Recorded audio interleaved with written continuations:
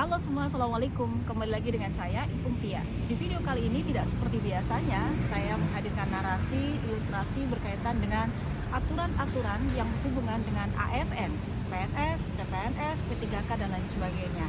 Kali ini saya akan mencoba menjawab beberapa pertanyaan kawan-kawan semua yang ada di beberapa konten kita, dan kali ini tema kita hari ini adalah tentang cuti. Saya tidak sendiri, hari ini saya ditemani oleh Mbak Upi Suwardani. Mbak Upi Suwardani adalah salah satu auditor kepegawaian ahli madya di pemerintah Kota Cilegon yang pastinya sangat mumpuni berkaitan dengan urusan-urusan kepegawaian karena beliau yang selama ini terjun langsung ke perangkat daerah untuk melihat dan memotret bagaimana pelanggaran-pelanggaran tentang kepegawaian dan lain sebagainya. Dan beberapa pertanyaan sudah coba kami rangkum untuk kawan-kawan semua dan langsung dijawab oleh pakarnya. Nah, Mbak Upi, kali ini kita akan mencoba berbicara tentang cuti. Sebelum kita menjawab beberapa pertanyaan kawan-kawan yang sudah masuk ke konten, gitu ya, mungkin alangkah lebih baiknya Mbak Upi memberikan sedikit gambaran apa sih itu cuti, aturannya di mana, dan apa kakak kita sebagai ASN dalam hal cuti. Jadi sebetulnya cuti itu sudah diatur di dalam PP 11 tahun 2017 dan juga ada perubahannya juga, tapi tidak banyak perubahannya ya. Diatur juga di PP 17 tahun 2020. Kemudian dijabarkan kembali cutisnya itu dalam Perka BKN 4 tahun 2017. Jadi jenis cuti itu banyak, Mbak Ipung ya, mulai dari ada cuti tahunan, cuti besar, cuti alasan penting, kemudian cuti melahirkan gitu ya, cuti di luar tanggungan negara. Banyak, mungkin banyak nih teman-teman yang masih bingung membedakan misalnya ya yang masuk kategori cuti tahunan tuh yang mana sih, yang alasan penting yang mana. Nah, hal-hal seperti ini sering kita temukan di OPD.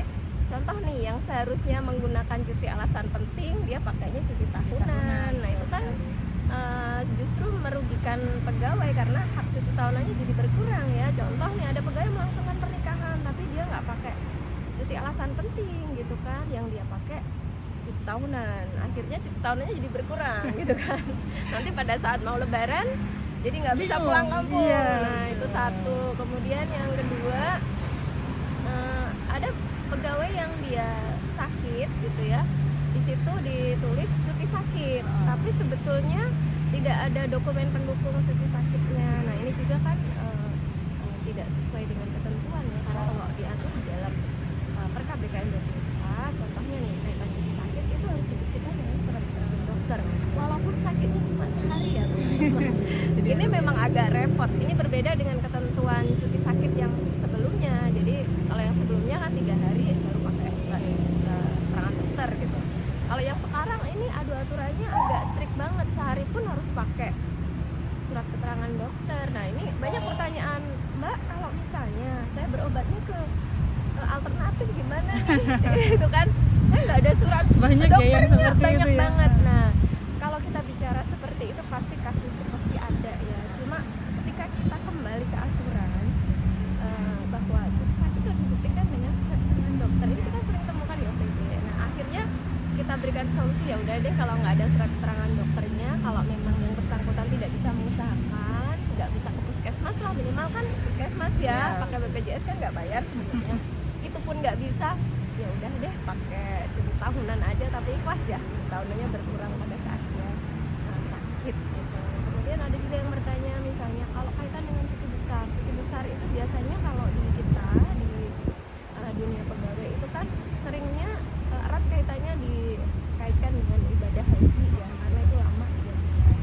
Padahal sebetulnya tidak hanya untuk haji saja sebetulnya cuti besar. Jadi kalau misalnya ada teman-teman yang karena suatu hal butuh cuti lama, itu bisa mengajukan cuti besar.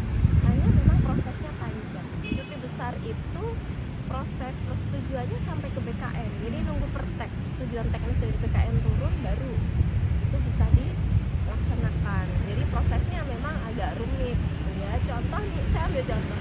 Ibu saya dulu ngambil cuti besar pada saat saya melaksanakan ibadah haji, Mbak Ipung, karena anak-anak kan nggak ada yang jagain ya.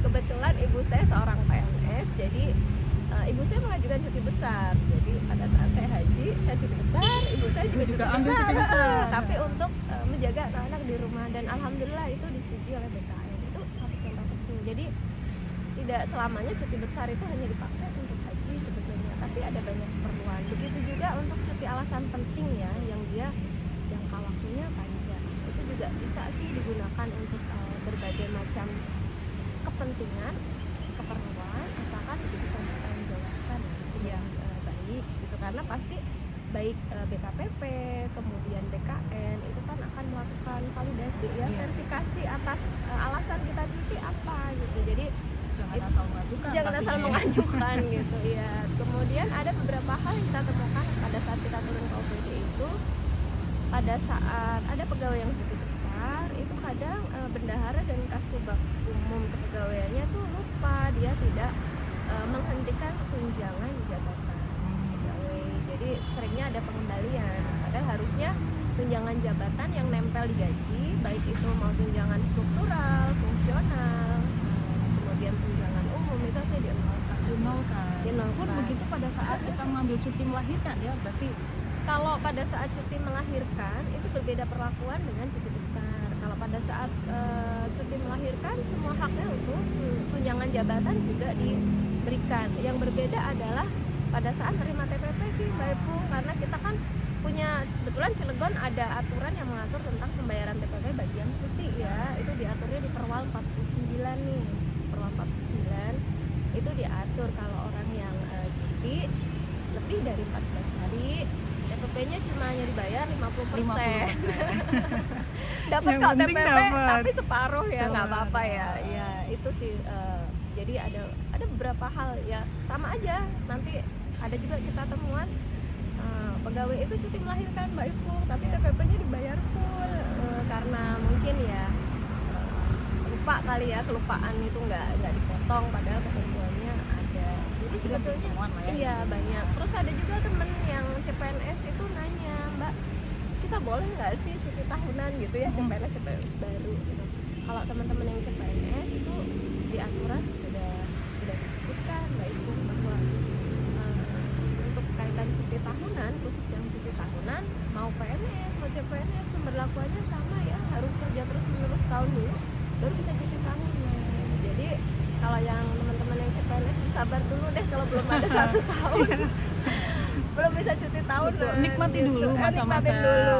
jadi CPNS ya. Tapi nikmati kalau di dulu. luar itu, di luar cuti tahunan boleh. Contoh misalnya gini, ada orang tua yang sakit gitu ya, dia posisinya masih CPNS nih Mbak Ibu, terus mau cuti boleh nggak ya? Kan saya tadi CP boleh, karena itu kan post major ya, post major karena orang tua sakit harus mendampingi, boleh diberikan cuti alasan penting namanya. Atau saya CPNS nih Mbak, tapi saya hamil mau ngelahirin nih, ngelahirinnya pas saya mau masuk jadi CP. Iya. Itu ada kejadian di Cilegon. Ada ya.